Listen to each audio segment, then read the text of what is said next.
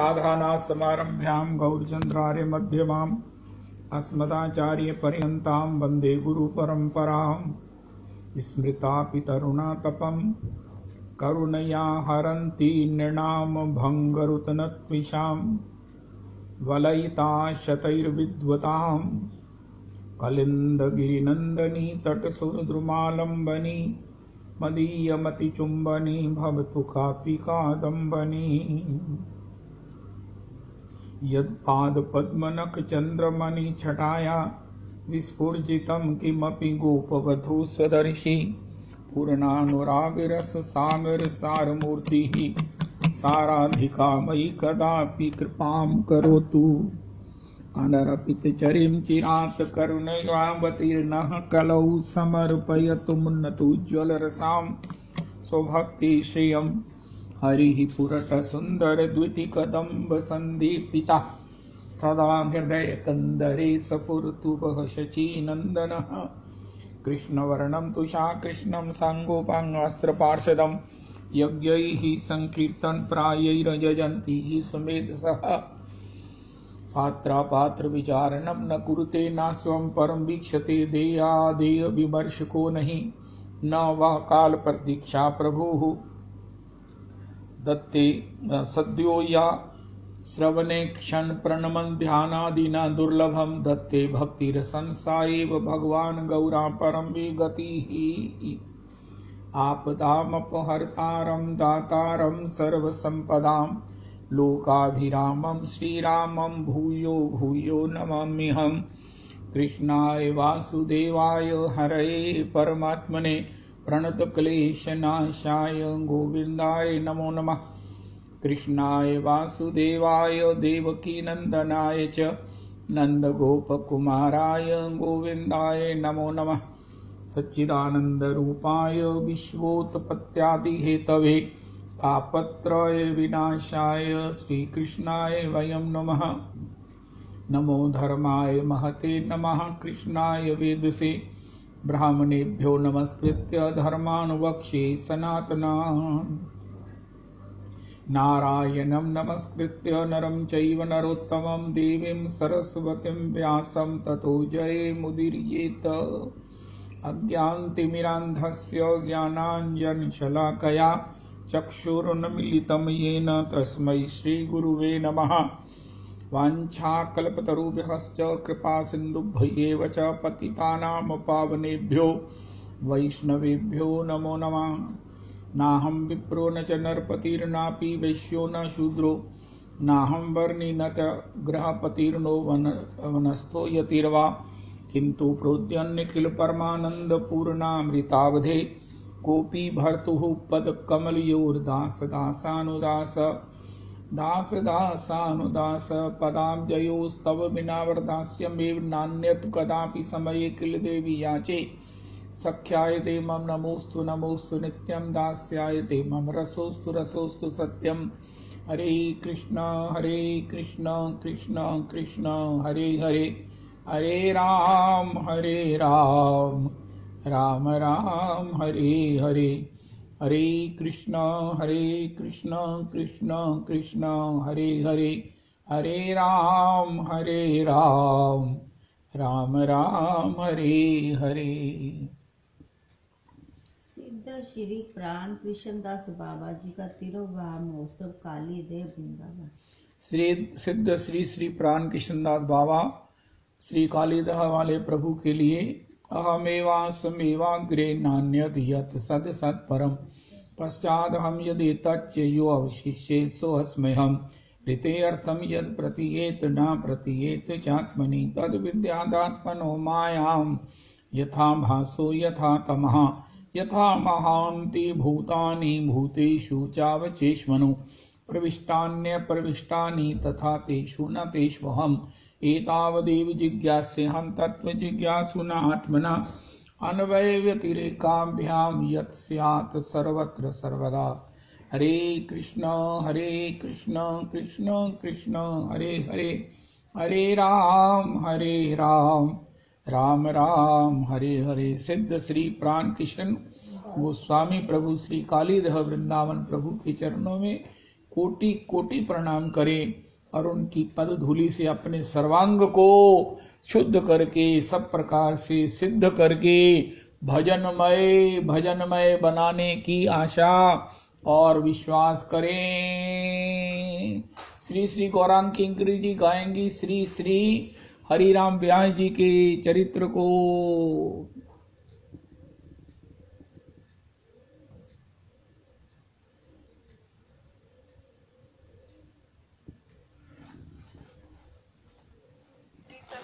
महाराज की जय, राधा रमण लाल की जय। श्री श्री गोस्वामी पाद श्री नाभा जी महाराज जी द्वारा रचित श्री भक्तमाल, जिसमें श्री हरिराम व्यास प्रभु जी के चरित्र के वर्णन के प्रसंग में आगे है। उनकी दीक्षा के उपरांत वृंदावन अनुराग करी। श्री व्यास जी श्री वृंदावन के प्रति उत्कंठा इस पद से प्रकट होती है उनकी। ये पद है, हरि हम कब होंगे ब्रजवासी, हरि हम कब होंगे ब्रजवासी, ठाकुर नंद किशोर हमारे, ठाकुराइन राधा से, अब मिली है वे सखी सहेली, हरिवंशी हरिदासी, बंसी वट की शीतल छैया, सुभग नदी यमुना सी, जाको मैं भव करत लालसा, कर मीड़त कमलासी, इतनी आस ब्यास की पुजबहूँ, श्री वृंदा विपिन बिलासी, हरि हम कब होएंगे ब्रजवासी। गयो हियो पागी। श्री वृंदावन में श्री व्यास जी का मन इस प्रकार से असक्त हुआ कि श्री वृंदावन आने के पश्चात फिर किसी के कोटि प्रयत्न करने पर भी श्री वृंदावन छोड़कर अन्यत्र नहीं गए। श्री वृंदावन से अन्य स्थल को गमन करने वालों पर भी श्री व्यास जी अत्यंत ही रुष्ट होते थे। यथा श्री वृंदावन के रुख हमारे मातु पिता सुत बंधु गुरु गोविंद साधु गतिमति रुष्ट फल फूलन को गंध, इन्हीं पीठी दे अनत दीठी करे सो अधनी में अंध, व्यास इन्हें छोड़ी रो छुड़ावे ताको परे निकंध। एक अन्य पद में आप कहते हैं कि सधार्यो हरि मेरो परलोक, श्री वृंदावन में कीनो दीनो हरि अपनो निजोक, माता को सो हेत कियो हरि जानी आपनो तोक, चरण धूरी मेरे सिर में ली और सबन दे रोक, ते नर राक्ष कुकर गदहा ऊंट वृषभ गज बोक, व्यास जे वृंदावन तजी भटकत ता सिर पनही ठोक। इनको राजा लेने आए। राजा लेन आयो। प्रथम तो श्री हरिराम व्यास जी के कुल कुटुंबी जन ही आपको अपने साथ में ले जाने के लिए आए। आपके विशेष समझाने बुझाने पर भी आपके कुटुंबी जन नहीं माने तो आप स्नान का मिस बनाकर श्री यमुना तट पर चले गए। लेकिन आपके कुटुंबी जन भी आपका सहज में ही संग छोड़ने वाले नहीं थे। वे भी आपके पीछे पीछे श्री यमुना तट पर पहुंच गए। वहां भी आपसे पर्याप्त विचार विमर्श किया। श्री व्यास जी अपने दृढ़ निश्चय पर अडिग बने रहे। राजभोग का समय जानकर श्री व्यास जी पुनः स्थान पर वापस आए तो ज्ञात हुआ कि साधुओं की पंक्ति हो चुकी है। श्री हरिराम व्यास जी को विशेष पश्चाताप हुआ कि इन संसारियों के वार्तालाप के कारण ही आज मैं शीत प्रसाद से वंचित रह गया। तभी आपकी दृष्टि द्वार पर बैठी एक भंगिन पर पड़ी। वह अपनी टोकरी में संतों की शीत प्रसादी लिए बैठी थी।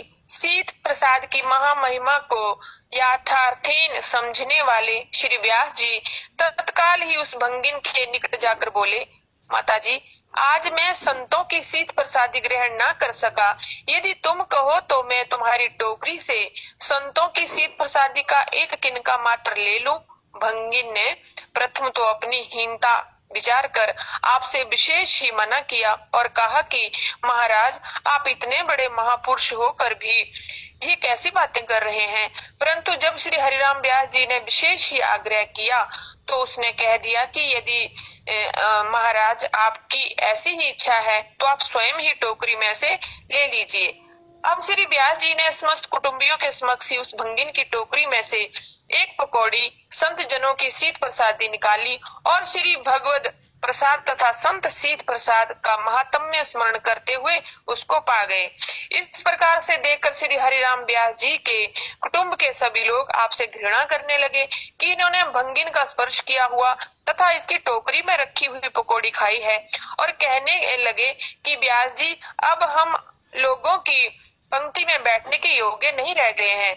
ये सब कुछ देखकर श्री हरिराम व्यास जी के कुटुंबी जन आपके प्रति घृणा भाव को लेकर अपने घर वापस लौटी गए।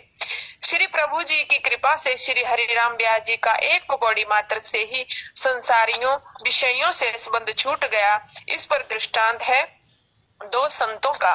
संसार की चकाचौंध तथा नश्वरता से मुख मोड़कर दो संत जन श्री गीता जी के विविध देश सेवितो मरती जन संसदी का स्मरण कर निर्जन वन में रहकर भजन करने लगे। अल्पकाल में ही इन संतों की अत्यंत ही प्रसिद्धि हो गई और आपके तप, त्याग, वैराग्य, अनुराग से आकृष्ट होकर तत्कालीन राजा ने आप संतों के दर्शनार्थ हेतु प्रस्थान किया।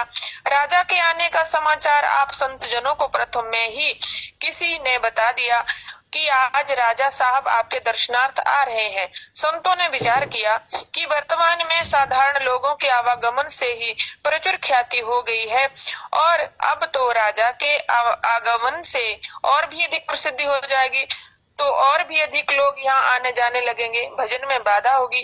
अतः दोनों संतों ने आपस में विचार विमर्श कर लोक मान्यता से बचने हेतु उपाय किया कि जब राजा अपनी भजन कुटी से कुछ ही दूरी पर होंगे तो हम दोनों आपस में राजा को दिखा दिखाकर बनावटी लड़ाई झगड़ा करने लगेंगे। संतों का बनावटी झगड़ा और किसी बात का नहीं था, मात्र रोटियों के बंटवारे का था। दोनों संत मात्र आधी रोटी के बंटवारे को लेकर आपस में लड़ रहे थे कि इसको मैं लूंगा, इसको मैं लूंगा। राजा दूर से इन दोनों संतों का झगड़ा देखने लगे। फिर राजा ने विचार किया कि जब ये दोनों मात्र आधी रोटी के बंटवारे के लिए इस प्रकार से क्लेश कर रहे हैं तो ये कहाँ के सिद्ध और कहाँ के प्रसिद्ध हैं। अरे ये तो लोगों ने इनकी वैसे ही झूठी प्रसिद्धि उड़ा रखी है। ये तो कोई भुक्खड़ ज्ञात होते हैं। इन दोनों संतों के इस प्रकार से लड़ाई झगड़े को देखकर राजा दूर से ही लौटी गए। राजा को जाते देख दोनों ने बनावटी आपस का झगड़ा समाप्त कर दिया और बोले, देखो एकमात्र आधी रोटी से ही राजा को भगा दिया। ठीक इसी प्रकार से ही श्री हरिराम व्यास जी ने मात्र एक पकौड़ी से ही अपने कुटुंबी जन एवं विषय संसार से अपना पीछा छोड़ाया। फिर तो श्री व्यास जी निज पांव में नूपुर बांधकर श्री राधा वल्लभ लाल जी के समक्ष नृत्य करने लगे एवं आपने इस दोहा का गायन किया, श्री राधा वल्लभ कारणे सयो जगत उपहास, वृंदावन के स्वपच की जूठन खाई व्यास। राजा लेन आयो, अर्थात जब राजा मधुकर शाह जी इनको लेने आए। जब कुल कुटुंबी जन श्री हरिराम व्यास जी को अपने साथ में ले जाने में असमर्थ रहे, तब ओरछा नरेश महाराज श्री मधुकर शाह जी इन्हें लिवाने के लिए आ गए। राजा ने पता कराया कि श्री व्यास जी सर्वाधिक श्री हित हरिवंश जी से प्रभावित हैं। अतः राजा तत्काल श्री हित हरिवंश जी के निकट गए एवं अति विनम्रता पूर्वक बोले, महाराज, मेरी एक जिज्ञासा का आप कृपा करके समाधान कर दीजिए। मैं ये ज्ञात करना चाहता हूँ कि एकमात्र आत्म कल्याण ही श्रेष्ठ है अथवा लोक कल्याण श्रेष्ठ है। श्री हित हरिवंश जी ने सहज भाव से उत्तर दिया कि प्रथम पक्ष की अपेक्षा द्वितीय पक्ष ही अति श्रेष्ठ है। तब श्री मधुकर शाह जी ने कहा, हमारे सदगुरुदेव श्री व्यास जी यदि आपके निकट रहते हैं तो एकमात्र आत्म श्रेय ही संपादन करेंगे एवं यदि ओरछा में विराजते हैं तो इनके साथ साथ संपूर्ण देशवासियों का हित होगा। इन गुरुवर के द्वारा हमारे यहाँ भक्ति का प्रचुर प्रचार हुआ है एवं इनके यहाँ से प्रस्थान करने पर वहाँ भक्ति में और भी अधिक प्रगाढ़ता आएगी। अतः आप कृपा करके इन्हें आज्ञा दीजिए कि ये ओरछा प्रस्थान कर स्वयं भी भक्ति साधन करते हुए निज सदुपदेशों द्वारा लोक का भी कल्याण करें। श्री हित हरिवंश जी ने राजा की वार्ता पर सहमति प्रकट की। श्री व्यास जी उस समय कहीं अन्यत्र थे।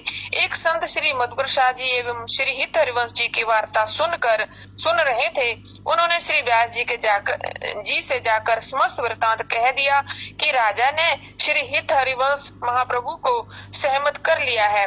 अब श्री हित जी आपको राजा के साथ ओरछा जाने की आज्ञा देने वाले हैं। श्री व्यास जी विशेष चिंतित हो गए कि यदि श्री सदगुरुदेव जी आज्ञा देंगे तो मुझे अनिवार्य ही स्वीकार करना पड़ेगा। इतना श्रवण मात्र से ही श्री हरिराम व्यास जी को श्री वृंदावन का वियोग व्याप गया और आपने निज मुख पर काला रंग लगाकर विलाप करते हुए दौड़ दौड़ कर समस्त वृक्षों एवं लता पताओं से आलिंगन कर गदगद स्वर से अश्रुपात करते हुए कहते हैं, आप ही तो मेरे माता पिता भाई बंधु कुटुंब परिवार हैं। यथा श्री वृंदावन के रुख हमारे मातु पिता सुत बंधु, किंतु अब आप सभी से मेरा संबंध छूट रहा है। जिस प्रकार से गृहस्थी लोग विदा के समय अपने स्नेही जन इष्ट मित्रों से मिलजुल कर दुखित होते हैं, उनसे भी कोटि गुणाधिक दुखित होकर श्री हरिराम व्यास जी वृक्ष लता पताओं से आलिंगन कर अश्रुपूर्ण हो विलाप कर रहे थे कि किसी ने इनकी प्रेम विभलता श्री हित हरिवंश गोसाई जी से जाकर प्रस्तुत की।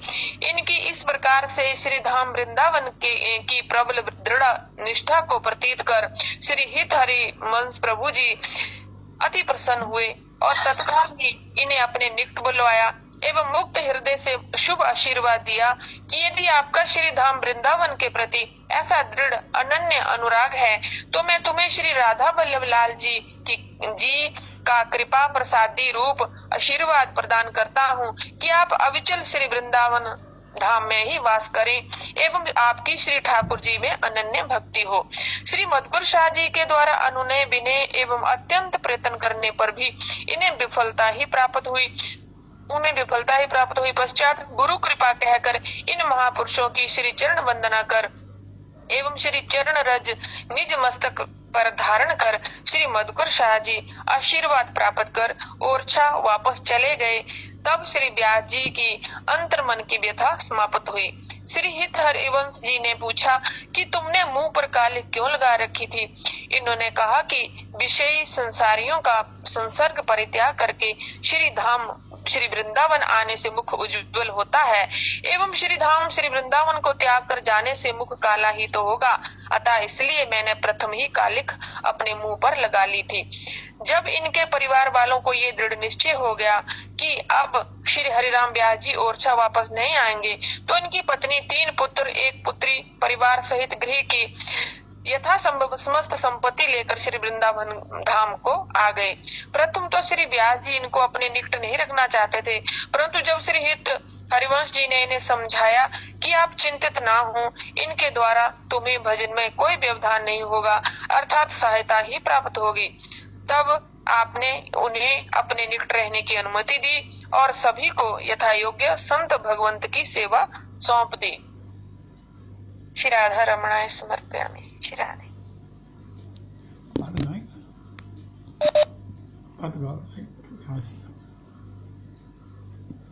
और राजन एक श्री व्यास जी का पद गाएंगे, तो फिर व्यास जी के चरण में बैठकर उनके चरणों को संचापन करते हैं, सम्मान करते हैं। श्री व्यास महाराज की जय। कहाँ हो वृंदावन तजी जाऊं, कहाँ हो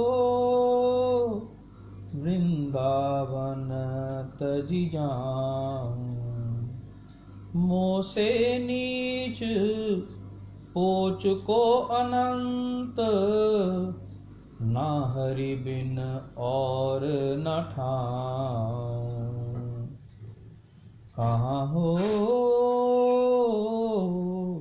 वृंदावन तजी जाऊं, सुख कुंजनी कुंजनी के देखत, विषय विषय क्या पाऊं, सुख कुंजनी कुंजनी के देखत, विषय विषय क्या पाऊं, एक आगी डाढ़ो दूजी, आग माज न बुझाऊं, एक प्रसन्न नाम पर निस दिन, छिन छिन सब एक उदाऊं, राधा रमन शरण बिनु अब हो,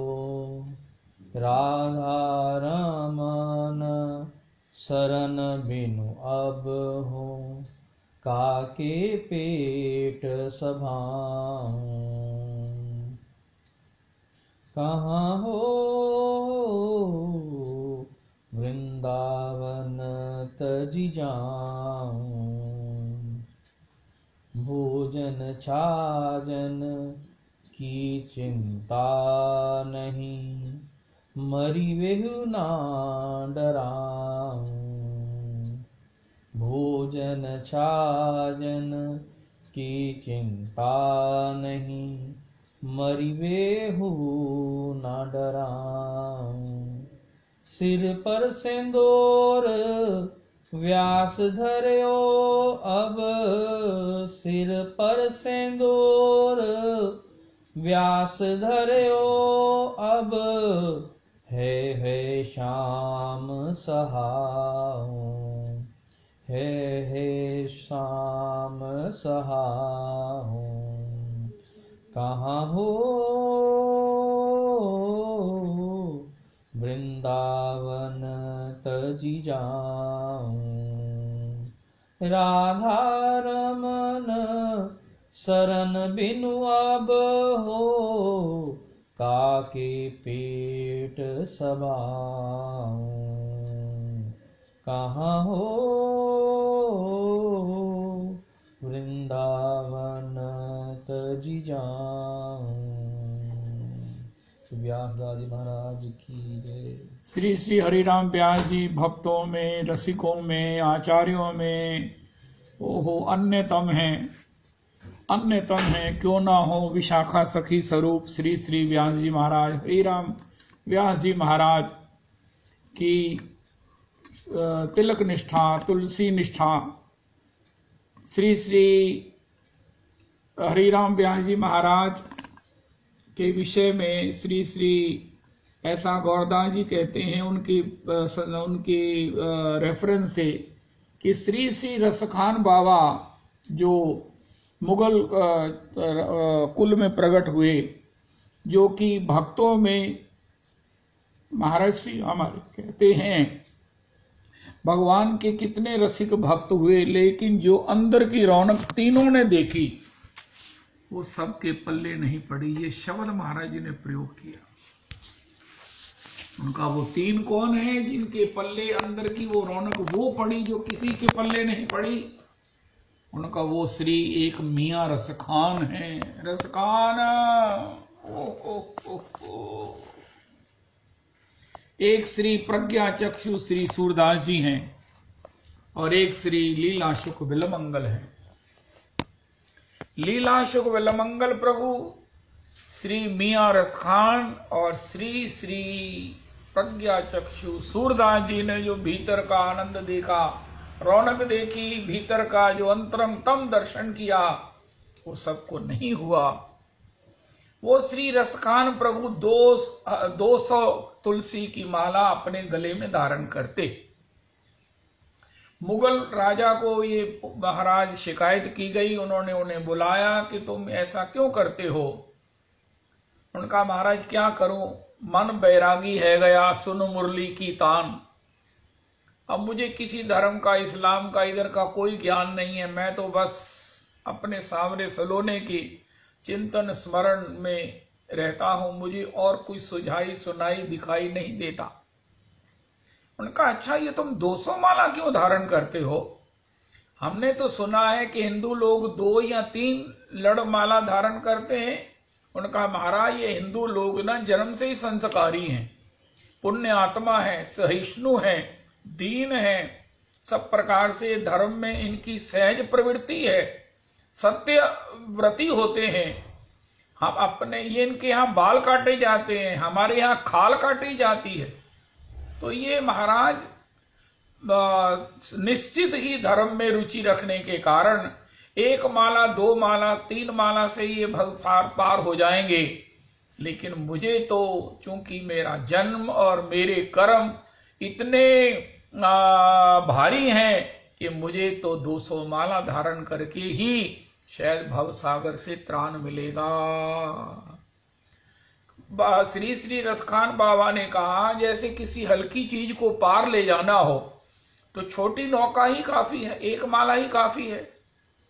ये हिंदू लोग तो धर्म में रुचि रखने वाले, लेकिन मैं इतना भारी हूं अपने सब प्रकार से उस कर्मों के, जाति जात, जन्म जात इत्यादि बोझों से, कि मेरे लिए तो बड़ा जहाज चाहिए मुझे पार लगाने के लिए। इसलिए ये 200 माला, 200 लड़ी की माला तुलसी जी धारण करता हूं इस बड़े जहाज को, जिससे कि मैं पार हो सकूं।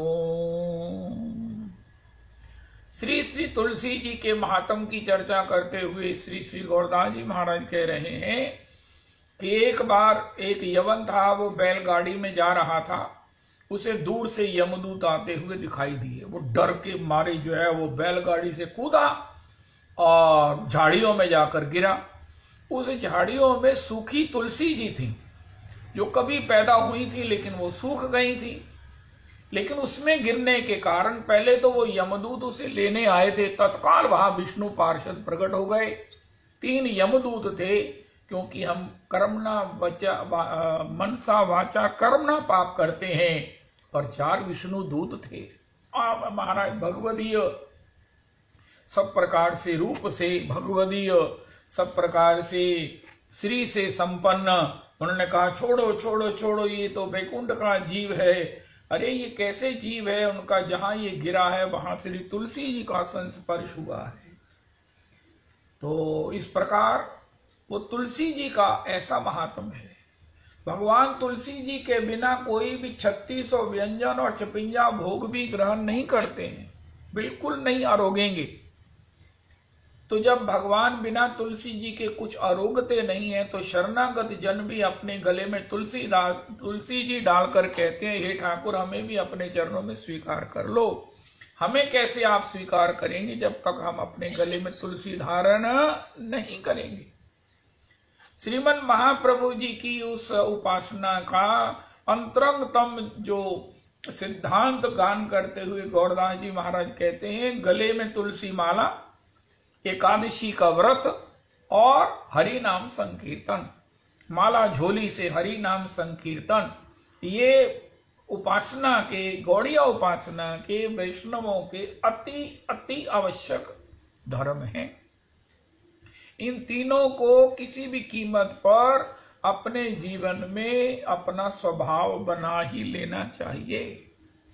श्री श्री हरिराम व्यास जी महाराज तिलकधारी किसी को भी, कल हमने सुना कि किस प्रकार उनके शिष्य मधुकर शाह को जब ये कहा गया कि तुम संतों की सेवा करो, और संतों में भी अगर कोई तिलक लगाए हुए है तो उसको उसका वेश उसे देखो मत वो कैसा है, बस उसे भगवत स्वरूप समझकर उसकी वंदन करो, उसको प्रणाम करो और उसे जिमाओ। तो उनके रिश्तेदारों ने गधे को भेज दिया, इन्होंने गधे को भी राजगद्दी से उठकर प्रणाम किया, चरण धोए, उसको जिमाया और सब प्रकार से सम्मान पूर्वक विदा किया। वहीं पर भगवान का इनको साक्षात्कार हुआ और भगवान ने इनको मनवांछित वरदान दिया। ऐसी महिमा है, ऐसी महिमा है तिलक की, ऐसी महिमा है श्री तुलसी जी गले में धारण करने की, ऐसी महिमा है हाथ में माला झोली लेने की। ऐसा श्री श्री हरिराम व्यास जी जानते हुए वैष्णवों को साक्षात भगवान का ही स्वरूप मानते, यहाँ तक कि वैष्णवों को भगवान से अधिक करके मानते। क्यों? अब किसी गर्भिणी स्त्री को भक्तमाल की रेफरेंस देते हुए गौरदास जी कहते हैं, गर्भिणी स्त्री के लिए आप अगर उसको कुछ जिमाएं, उसको कुछ उसकी सेवा करें, उसे प्रसन्न करें, तो उससे क्या होगा? वो भी प्रसन्न होगी, उसका गर्भस्थ शिशु भी सब प्रकार से पुष्ट होगा। इसी प्रकार भक्त अपने वैष्णवों के भक्तों के हृदय में रहते हैं, तो उनको प्रसन्न करने से अंतर में गर्भस्थ शिशु के समान भगवान निश्चित ही प्रसन्न होते हैं। ऐसा श्री हरिराम प्रभु जी का मत है। यहाँ तक कि भगवान के 24 अवतारों को भी भक्तों में ही दर्शन करते। उनको लगता कि भगवान ने 24 अवतारों में जो लीलाएं की हैं, जो कृपा की है, जो लोक उद्धार किया है, लोक कल्याण किया है, ये वैष्णव जन भी उसी प्रकार ये संसार का हित और कल्याण करते हैं। कल भी हमने सुना, किसी में परशुराम जी को, किसी में भगवान श्री रघुनंदन को, किसी में भगवान नंदनंदन को, किसी में भगवान श्री कपिल का दर्शन करते हुए, ये इनका अपना अद्भुतम चिंतन है। श्री श्री हरिराम व्यास जी पहले ओरछा नरेश के यहाँ इनके पिताजी राज गुरु हैं। यहाँ तक कि रीवा नरेश रघुराज सिंह, रीवा नरेश बहुत बड़े भक्त हुए। रविदास जी आप उनका पद गाते हैं ना, चित्त चाहत है उड़ जाए मिलूं रघुराज छांड सगरो झगरो, सखी लखन चलो नृप कुमर बलो, मिथिलापति सदन सिया बनरो, गल सोहत है मोतियन गजरो, अनियारे द्रिगुण। इस प्रकार है। तो वो रघुराज सिंह की जी के यहाँ के भी ये राजगुरु इनके पिताजी थे, बहुत बड़े विद्वान, बहुत बड़े जो है वो महात्मा। तो इसके बाद ये भी ओरछा के और रीवा देश के राजगुरु हुए। धन संपत्ति की तो कोई कमी थी नहीं। अब इनके मन में आया कि धन संपत्ति तो इतनी हो गई है, अब कुछ और प्राप्त करें, और वो है संसार में प्रतिष्ठा। अब ये दोनों देशों में हमारी कीर्ति है, अब विश्व भर में हमारी कीर्ति हो। तो इन्होंने सब प्रकार से शास्त्रज्ञ होने के कारण ये सब प्रकार से संगीत कला में भी अतिशय प्रवीण है, पंडित है संगीत कला के ऊपर। इनका एक ग्रंथ है। तो ये सब प्रकार से चले दिग्विजय करने के लिए। ये दक्षिण में गए और दक्षिण में भी शास्त्रार्थ करके सबको पराजित किया। बड़े बड़े दाक्षिणार्थ उन विद्वानों को पराजित किया, उनके ग्रंथों को, रचित ग्रंथों को ले लिया, उनके द्वारा विजय पत्र ले लिए, और इस प्रकार गाड़ियां भरकर ये चलते। फिर किसी ने इनको कहा कि जब तक आपने काशी विजय नहीं किया ना, काशी के पंडितों को विजय नहीं किया, तब तक आपकी विजय पूर्ण नहीं है। तब श्री हरिराम व्यास जी अपने परिकर के साथ काशी जी में आए, और काशी के एक दो विद्वानों ने ही इनसे शास्त्रार्थ किया और वो पस्त हो गए। तब श्री काशी के विद्वानों ने भगवान गौरीनाथ को कहा कि हे प्रभु, काशी के आप ही राजा हैं, आप ही काशी नगरी के प्रकट करता है, काशी के प्राण हैं। हमको अपनी पराजय से कोई शर्मिंदगी या कोई कम्प्लेक्स नहीं है, लेकिन काशी जो आपकी नगरी है ये परास्त हो गई, ये हमें थोड़ा सा अखर रहा है। भगवान ने कहा कोई बात नहीं, विद्वजनों, हे विप्रजनों, आप चिंता मत करो, कल मैं इसका समाधान करूंगा। श्री हरिराम व्यास जी जहां काशी जी में रुके थे, भगवान शिव एक साधारण से ब्राह्मण के रूप में वहां गए।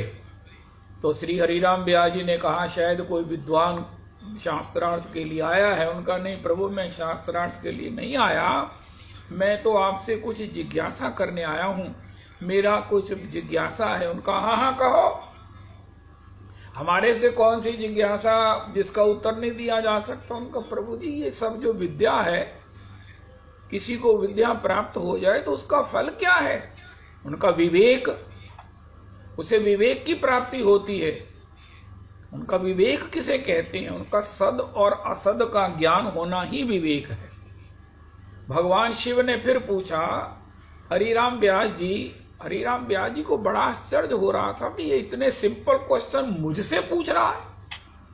उनका चलो, उनका सद क्या है? उनका सद या तो हरि है या उनका भजन है। और असद क्या है? उनका हरि और हरि भजन के सिवा सब कुछ असद है।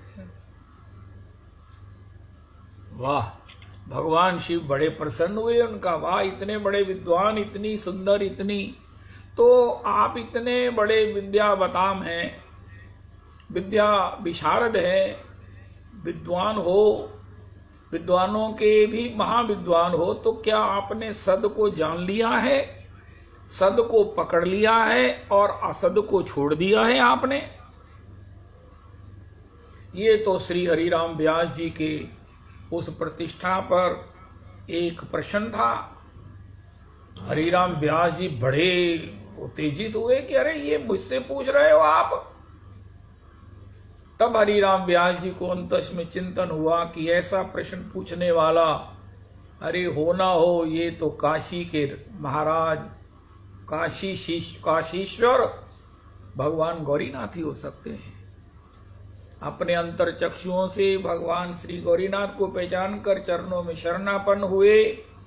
उनका प्रभु, मैं भूल गया था, विद्या का अर्थ तो जानता था, लेकिन उसे मैंने स्वीकार नहीं किया, अपने जीवन में स्वभाव नहीं बनाया, मुझे क्षमा करें। मैं कहा देखो हरिराम, तुम असाधारण विद्वान हो और विद्वत्ता का जो सार तुम ही कहते हो, उस सद को ग्रहण करो। हरि भजन के लिए हरि भजन करो। हरि भजन ही जीवन के प्रत्येक श्वास में किया जाना चाहिए। ये श्वास में श्वास हरि भजन कर, श्वास न बिरथा खोए, ना जाने किस श्वास का आवन होए न होए। जब श्वास इतने कीमती हैं तो उसमें पिए जाने वाला रस भी बेशकीमती होना चाहिए, और वो बेशकीमती रस तो श्री कृष्ण भजन है, श्री राधा कृष्ण का स्मरण है, श्री राधा कृष्ण का भजन है। हे हरिराम, तुम वृंदावन जाकर श्री राधा कृष्ण का भजन करो, इस विवाद से, इस शास्त्रार्थ से अपने को मुक्त करो। श्री हरिराम व्यास जी भगवान गौरीनाथ के इस परम आशीर्वाद से, कृपा से कृत्य हुए, और तत्काल वो सब प्रकार से इन पोथे, वो जो भी बड़े बड़े प्रशस्ति पत्र, एप्रिसिएशन जो लेटर्स थी, उन सबको श्री काशी में गंगा जी में बहा दिया, और माला झोली लेकर, गले में तुलसी जी डालकर, मस्तक पर तिलक लगाकर हरे कृष्णा भजन में संप्रवृत्त हो गए। काशी जी के तट पर, गंगा जी के तट पर एक बार ये ऐसे ही अपने गुरुदेव प्रभु के द्वारा प्रदत्त मंत्र का जप कर रहे थे। श्री श्री गौरदास जी ने उनकी गुरु परंपरा लिखी है, जो स्वयं श्री हरिराम व्यास जी ने लिखी कही गई है। उसमें वो ईश्वरपुरी जी के शिष्य माधवदास जी के शिष्य बताए गए हैं। वो माधवदास जी के द्वारा जब इनको रागानुगा भजन का वो मंत्र प्राप्त हुआ, तो तत्काल ये भाव से भावित हो गए और उसी चिंतन में ऐसे रम गए कि अब इनको किसी प्रकार से प्रकृति में कुछ भी सुझाई दिखाई सुनाई नहीं देता। केवल मात्र श्री राधा कृष्ण श्री राधा कृष्ण श्री राधा रमन इनके अंतर मन प्राणों में। श्याम तन श्याम मन श्याम ही हमारो धन, आठों याम उधो हमें श्याम ही सो काम है। श्याम हिए श्याम जिए श्याम बिना नहीं जिए, आंधरे की लाकड़ी आधार श्याम नाम है। उधो तुम भय बौरे पाती लेके आए दौड़े, योग कहाँ राखे यहाँ रोम रोम श्याम है। ऐसे श्री हरिराम व्यास जी गंगा के तट पर उनको भगवान की लीला की सहज ही स्फूर्ति होने लगी। अपने नेत्र प्रांत के सामने प्रियालाल जी का वरस विहार रस पारावार वो युगल दर्शन। इनके 3 बेटे हैं, उनका नाम है विहारदास, रासदास और बेटी का नाम रत्नमाला है। तीसरे बेटे का नाम भी मैं दोबारा सुनकर बताऊंगा। रासदास। अब किसी यहाँ रसिक के यहाँ कोई पोता हो दोता हो, अब मेरे यहाँ तो सत्संगी सब पोते दोते ही होंगे। अब कोई विवाही होने वाली तो कोई मुझे सूरत दिखती नहीं है। आदित्य दास ये हमारी मंडली में सबसे छोटी आयु का। आपके यहाँ पोता दोता हो ना, या लिख कर रखो अपनी डायरी में, तो नाम क्या रखेंगे? विलास दास, आय हाय हाय, विहार दास, आय हाय हाय हाय, रासदास, ओए होए होए होए, जय हो। ऐसे नामों को सुनकर तो ऐसा मुंह में पानी आ गया कि एक आध पोता और पैदा हो जाना चाहिए, कर लेना चाहिए। उनका किस लिए? उनका उसका नाम रखेंगे रासदास, उसका नाम रखेंगे विलासदास, उसका नाम रखेंगे विहारदास। हाय हाय हाय हाय। रत्नमाला उनकी बेटी का नाम है। श्री श्री हरिराम व्यास जी श्रीधाम वृंदावन आ गए हैं और उसके बाद श्रीधाम वृंदावन से वो अन्यत्र नहीं गए, ऐसा जैसे अभी हमने गौरांग दासी जी के द्वारा भक्तमाल के माध्यम से सुना। अब मैं वृंदावन धन पायो, अब मैं वृंदावन धन पायो, राधे जू चरण मन दीनो, श्री गोहित अजय श्री हरिवंश बतायो, सोयो हुतो विषय मंदिर में, हित गुरु टेर जगायो, हित गुरु टेर जगायो, अब तो व्यास विहार बिलोकत, शुक नारद मुनि गायो, अब मैं वृंदावन धन पायो, अब मैं वृंदावन धन पायो। जीवन का जो साध्य सार भगवत प्रेम है, भगवत प्रीति है, भगवत भाव है, श्री हरिराम व्यास जी का ये निर्णायक पद है। प्रेम पदार्थ दूर है बिनु सेवे रज रुख। अगर वृंदावन की रज का सेवन नहीं करेंगे, वृंदावन की लतान पतान के नीचे बैठकर भजन नहीं करेंगे, तो प्रेम पदार्थ दूर है, प्रेम पदार्थ दूर है। डेम करो तुम कोटिन हुमते, प्रेम बिना नहीं काज सरेगो, ओस की कोटिन बूंद परे, बिना मेहना सूखो ताल भरेगो। प्रियादास ज्ञान और योग करो, बिना राधे के नाम न दुख टरेगो, या सो प्रपंच को दूर करो, करो ब्रज वास तो पूरो परेगो।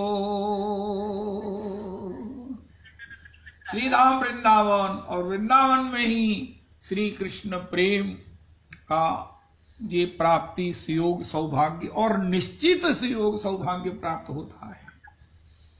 वृंदावन में कैसे रहे, श्री हरिराम व्यास जी का भी इसके ऊपर एक पद है। यूं बसिए वृंदावन बीतिन, उनका महाराज हम वृंदावन रह रहे हैं, हमें वृंदावन में वो कृष्ण प्रेम दुर्लभतम प्रेम प्राप्त नहीं हुआ। श्री हरिराम व्यास जी कहते हैं, रहते रहते जब आपकी मानसिकता इस प्रकार हो जाएगी तभी आपको प्रेम प्राप्त होगा। यूं बसिए वृंदावन बीथिन, संतन के पनवारे चुनी चुनी उदर पोषिए सीथिन। पनवारे का अर्थ मैंने श्री गिरिराज दासा महाराज जी से पूछा था, उन्होंने कहा पनवारे का मतलब पत्तल। संतन की जो पत्तल है प्रसादी है, हमने उस पत्तल की प्रसादी को चाट चाट कर, जब संत पाले तो उसी पत्तल को चाट चाट कर पनवारे चुनी चुनी उदर पोषिए सीथिन। संतों की शीत प्रसाद, संतों की शीत प्रसाद। ओ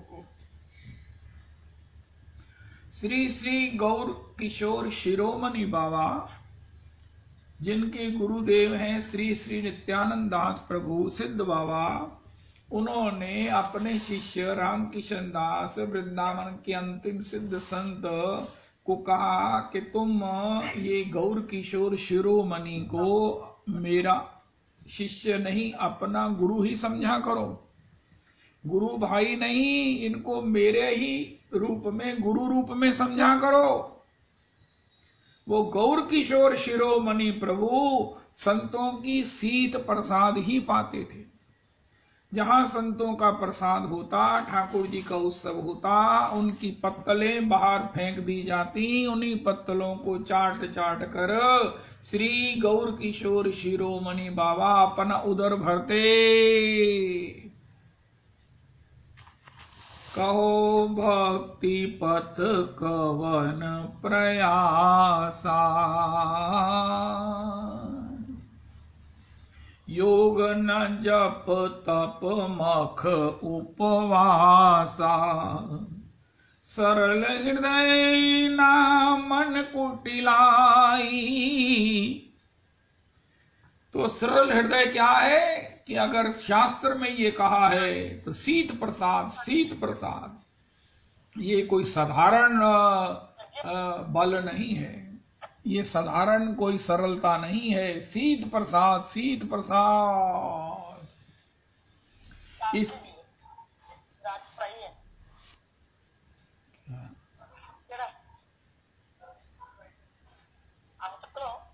तो शीत प्रसाद, अगर शीत प्रसाद को इस मनुष्य शरीर के अपने ईगो से पाने में संकोच होता है, नहीं पाई जाती, नहीं पाई जाती, तो रसिकों ने संतों ने यहां तक कह दिया है, कूकर है बन बीथिन डोलू, बचे शीत रसिकन के पाऊं। ललित किशोरी बसो बरसाने, मैं कुंज को छोड़ अनंत न जाऊं। एक तो वो कुकर हैं, 3 प्रकार के दोष हैं, अगर हो जाते हैं किसी भजन करने वाले वैष्णव से भी तो उसको एक बार कुकर बनना पड़ता है। वो 3 दोषों की चर्चा हम 2 की पहले कर चुके हैं। जो संतों की निंदा करते हैं, किसी दूसरे संप्रदाय के, दूसरी उपासना के, किसी भी उपासी की निंदा करते हैं, उसे लघु करके समझते हैं और अपने को श्रेष्ठ मानते हैं, उनको कुकर बनना पड़ेगा चाहे कितना भी भजन करते हैं। और दूसरा ये है, अगर हमने किसी की कोई भेंट ली है और वो भगवत सेवा के निमित्त मिली है, उसको हम अपने निज प्रयोग में लगाएं या अन्य उपयोग में लगाएंगे तो निश्चित हमें कुकर बनना पड़ेगा। और तीसरा ये है, फिर भूल रहा है, तीसरा ये है कि अगर महतजनों को, गुरुजनों को किसी प्रकार से जूठा दे देंगे, किसी प्रकार से हमने विचार नहीं किया कि ये जो है, जो इनको नैवेद्य दे रहे हैं, ये बिल्कुल सुच्चा नहीं है, बिल्कुल पवित्र नहीं है, इस प्रकार अगर हम उनको किसी प्रकार से जूठा अगर निवेदन कर देंगे तो इससे हमें कुकर बनना पड़ेगा। लेकिन एक कुकर वो महात्मा है जो कहते हैं, इन संतन के पनवारे चुनी चुनी, बिना संतों की शीत प्रसाद पाए,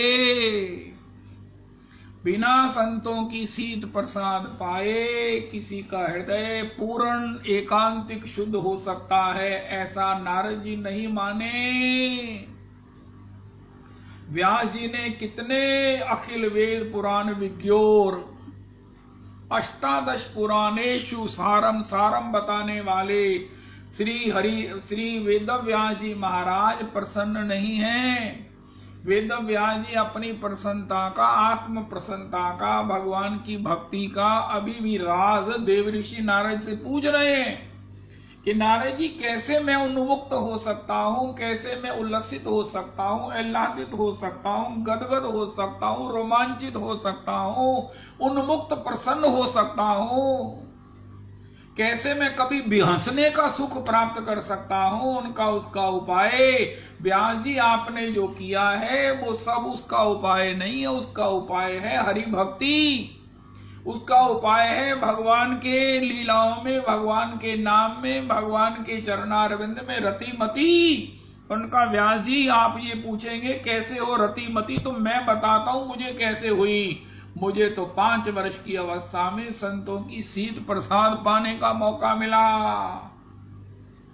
महाराज अपनी माता जो घर में चौका बर्तन करती थी, उसका दासी का पुत्र होने से जब संतों की सेवा में नियुक्त कर दिया गया तो संत मेरी सरलता को, मेरी उस श्रृंखलता ना होने को देख करके मेरे ऊपर प्रसन्न होकर मुझे पास बुलाकर अपना शीत प्रसाद देते, अपनी ही पत्तल में से एक कौर निकाल कर मुझे कहते, बेटा पाले। उन सब संतों की शीत प्रसाद, उनकी आज्ञा लेकर मैं पाता पाता पाता कहाँ दासी पुत्र, कहाँ मूर्ख, कहाँ अनपढ़, 5 वर्ष का मैं आज देव ऋषि नारद के रूप में आपको भी गुरु दीक्षा दे रहा हूं। ये संतों की शीत प्रसाद का ईगोलेसनेस ही भक्ति का आधार है। ईगोलेसनेस मुझे पता नहीं वो किंवदंती है क्या है, किसी ने बताया कि जब वो मैया थी वो कहने लगी कि मैंने जब अपने गुरु जी से मैड्रास में थी, मैंने पूछा कि मुझे भगवान की भक्ति कैसे प्राप्त हो, तो उनका शीत प्रसाद से। तो उन्होंने कहा महाराज मैं इतनी संपन्न, मैं इतनी हाई फाई, इतनी एजुकेटेड, इतनी रेप्यूटेड, इतनी महाराज मेरी प्रतिष्ठा है, मैं कैसे शीत प्रसाद पा सकती हूँ। उनका एक उपाय है, आंखों पर बांधो पट्टी और अपनी परिचारिकाओं को, अपने सहयोगियों को कहो तुम्हें शीत प्रसाद जो है वो लाकर तुम्हें पवाया करें, तुम देखा ही मत करो ये क्या है। लेकिन तुम कहो कि तुम इतनी बड़ी हो, शीत प्रसाद के बिना हृदय शुद्ध हो जाएगा, वो भी एक जन्म में, वो भी तत्काल, ये संभव नहीं है। तुम्हारे लिए जैसे कहते हैं ना स्टीरॉयड की जरूरत है, तुम स्टीरॉयड लो तभी तुम्हारा दुख दूर हो सकता है। इसी प्रकार ये एटॉमिक पावर है संतों का शीत प्रसाद, क्योंकि संतों के द्वारा पाया गया प्रसाद, उनके द्वारा छोड़ा गया उनका उच्छिष्ट, उनके द्वारा चल कर पवित्र की गई रज ही वो एटॉमिक बल है। उनका सारा भजन शीत प्रसाद में होता है, उनके द्वारा स्पर्शित किसी वस्तु में होता है, उनके द्वारा चलने पर वो रज में उनका भजन चला जाता है। और उसका सेवन अगर कोई निराभिमानी होकर के करता है तो उन संतों के प्रसाद से उसकी भी भजन पूंजी बढ़ जाती है।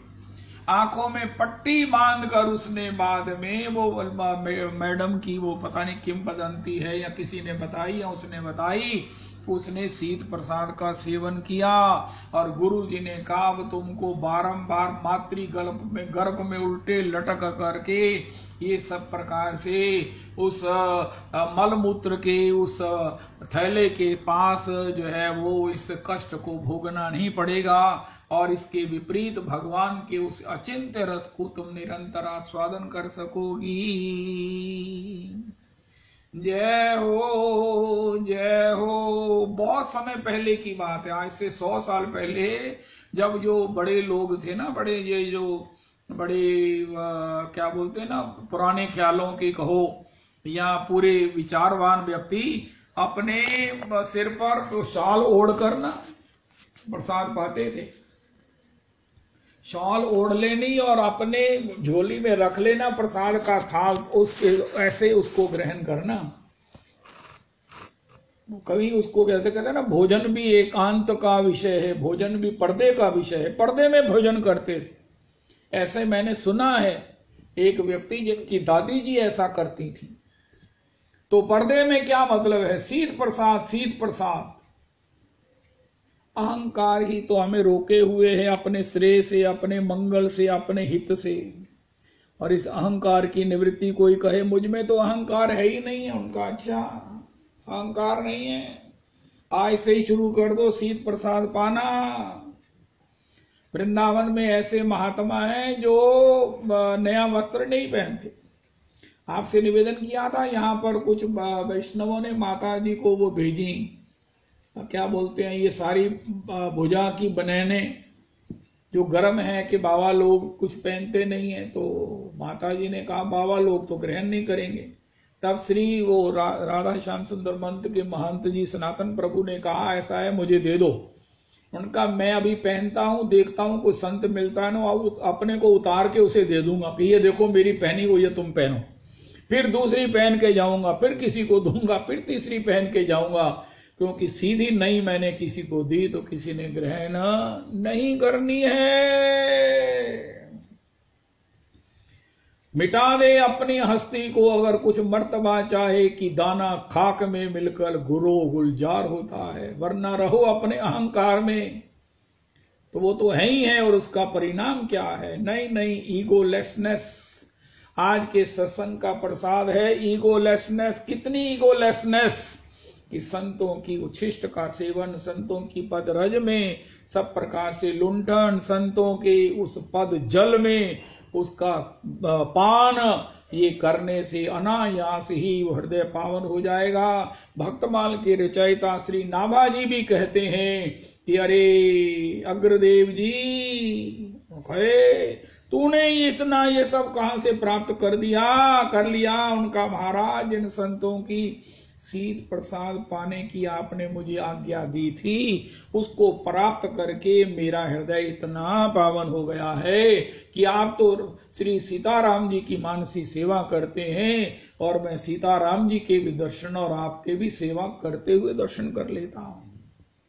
उनका है ये संतों की शीत प्रसाद पाने से ये थोड़े समय में ही तू इतना श्रेष्ठ हो गया है, इतनी तेरी दृष्टि है पवित्र हो गई है, इतना तेरा हृदय भाव से भावित हो गया है कि तू मेरी मानसी सेवा में मेरे सीताराम जी का और मेरी सेवा की सब दर्शन झांकी कर रहा है।